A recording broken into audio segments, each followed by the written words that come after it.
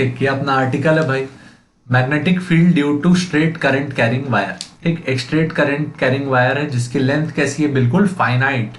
इससे D perpendicular distance पे हम लोग को क्या कैलकुलेट करना है, मैग्नेटिक फील्ड। ठीक, तो यहाँ पे कैलकुलेशन के लिए हम लोग सबसे पहले मान लेते हैं, ये लास्ट स्टेप रहता है लेकिन यहाँ शुरू में मान लेते हैं कि जो ए पॉइंट है ये क्या है, कितने एंगल पे, अल्फा, और ये जो बी पॉइंट पे है कितने एंगल पे है, बीटा। दो एंगल है अपने पास, अल्फा और बीटा। ठीक, तो इसको सॉल्व करने के लिए यहाँ पे एक रैंडम पॉइंट पे हम लोग करंट एलिमेंट ले लेते हैं, क्या, dl।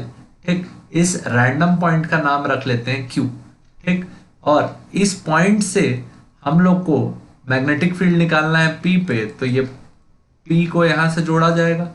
ठीक, p को यहां से जोड़ा जाएगा q से, तो ये जो ट्राइंगल बना ये क्या बना, ऐसे बना, o q और p। ठीक, o q और p, यहां पे अपना एलिमेंट है dl। ठीक, ये ज्योमेट्री याद रखना सबसे इंपॉर्टेंट रहेगी। जो ये ज्योमेट्री सीख गया इसके लिए कैलकुलेशन फिर ठीक इजी रहेगा। ठीक, ये जो q पॉइंट है यहां से जो p एंगल ड्रॉप की, यहां पे जो एंगल है इसको मान लेते हैं थीटा। क्या मान लेते हैं, थीटा। ठीक, परपेंडिकुलर डिस्टेंस कितना था, d। परपेंडिकुलर डिस्टेंस कितना था, d। जैसे ही तुमने बोला परपेंडिकुलर डिस्टेंस d था, तो ये जो q पॉइंट है इसकी लंबाई हम लोग मान लेते हैं l। कितनी लंबाई मान लेते हैं, l, फ्रॉम पॉइंट o। ठीक, अब देखिए ज्योमेट्री दिख रही है, इसमें हम लोग ना पहले वैल्यू निकालेंगे dl का। कारण जो बायोट सावर्ट लॉ है इसमें अपने किस किस चीज की जरूरत पड़ती है, k i dl sine theta divided by R square. तो देख के और आई तो पता है, तो सबसे पहला स्टेप क्या है, डीएल निकालना है। यहां साइन अल्फा कर लेना, क्या कर लेना, अल्फा। ठीक, K I DL sine alpha by R square. Alpha कौन सा एंगल रहता है याद रखना, ये वाला। ठीक, अल्फा कौन सा एंगल रहता है, where alpha is angle between current element and point P। तो पॉइंट P और करंट एलिमेंट के बीच का एंगल कौन सा है, ये वाला एंगल अल्फा। तो सबसे पहले ये जो ट्राइंगल है, ट्राइंगल की स्टडी अगर इजीली हो गई तो काम हो जाएगा। तो ट्राइंगल में दो, अभी सबसे पहले प्राइमरी काम, सबसे पहले एल डी और थीटा, तीन में रिलेशन निकालना है। तो परपेंडिकुलर, बेस और एंगल में अगर रिलेशन निकालना हो तो हम लोग कौन सा रेशियो यूज करते हैं, टेन थीटा, जिसका वैल्यू क्या होता है, परपेंडिकुलर बाय बेस। ठीक, तो इसका परपेंडिकुलर क्या दिख रहा है, एल, और बेस क्या दिख रहा है, डी। तो यहां से एल इज इक्वल टू तुमको क्या मिला, डी टाइम्स टेन थीटा। ठीक, अब यहां पे डिफरेंशिएट करेंगे, differentiate both side with respect to theta. ठीक, तो क्या लिखेंगे, D L by D theta equal to, D बाहर आ गया, क्या लिखे, D by D theta tan theta. ठीक, टेन थीटा का डिफरेंशिएशन क्या होता है भाई, D L by D theta equal to क्या आया, D into sec square theta. ठीक, टेन थीटा का डिफरेंशिएशन क्या होता है, सेक स्क्वायर थीटा। यहां से तुमको पहला रेशियो मिला, डी एल का वैल्यू क्या आया, D into sec square theta into D theta. यह आया तुम्हारे पास किसका वैल्यू, डीएल का। तो देखो डीएल का वैल्यू आ गया, D into sec square theta into D theta. ये तुम्हारा इक्वेशन नंबर 1 हो गया। ठीक, इसके बाद अगला अल्फा निकालने जाते हैं। तो देखो यहाँ पे ये एंगल 90 डिग्री है, तो in triangle P O Q ये रेशियो मिलेगा तुमको, theta plus alpha plus 90 degree is equal to कितना डिग्री, 180। तो यहां से तुमको जो अल्फा का वैल्यू मिला वो कितना मिला, 90 माइनस थीटा। ठीक, दोनों साइड साइन लगा देते हैं, तो साइन अल्फा इक्वल टू क्या आया, साइन 90 माइनस थीटा।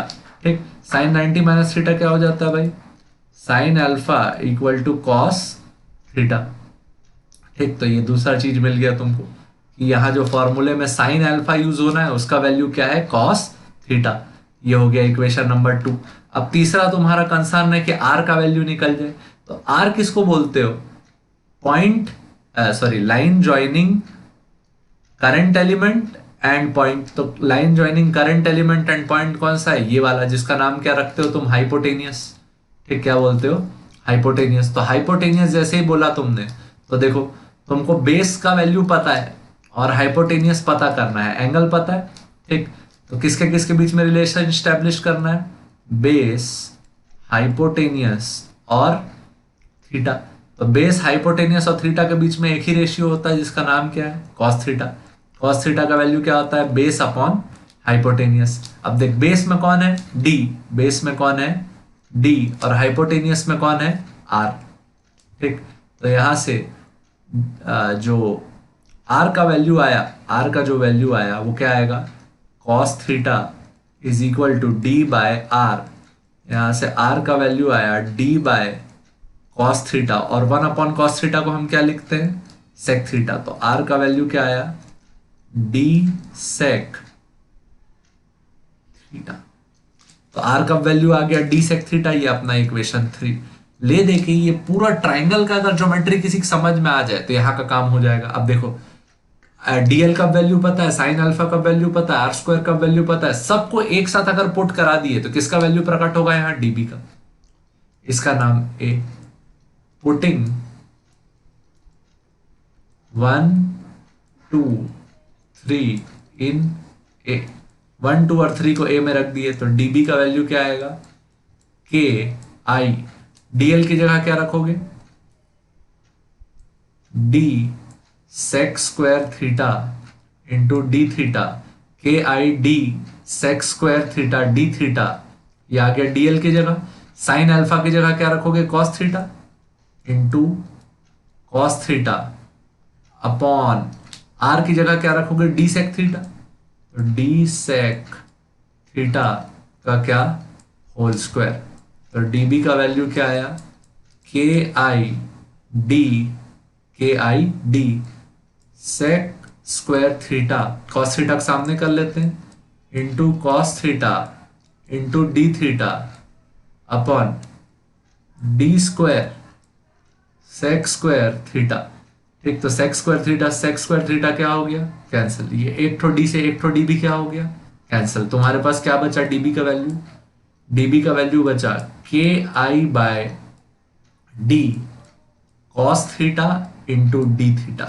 डीबी को अगर इंटीग्रेट कर दिया जाए तो हमको किसका वैल्यू मिलेगा? बी का। अब देख, के आई और डी तीनों कांस्टेंट है, तो के आई बाय डी बाहर आ गया। इंटीग्रेशन के अंदर कौन बचा? Cos theta D theta. इस साइड इंटीग्रेशन हो गया, के I by D cos theta का इंटीग्रेशन क्या होता है? Sine theta. Sine theta. अब लिमिट लगाएंगे। लिमिट देखना अब ना, लिमिट लगाओगे तो ये जो P और O आई लाइन है तुम्हारी रेफरेंस लाइन है, मतलब ये 0 डिग्री है। अगर इसके नीचे जाओगे तो एंगल क्या मिलेगा? नेगेटिव। और इसके ऊपर जाओगे तो एंगल क्या मिलेगा? पॉजिटिव।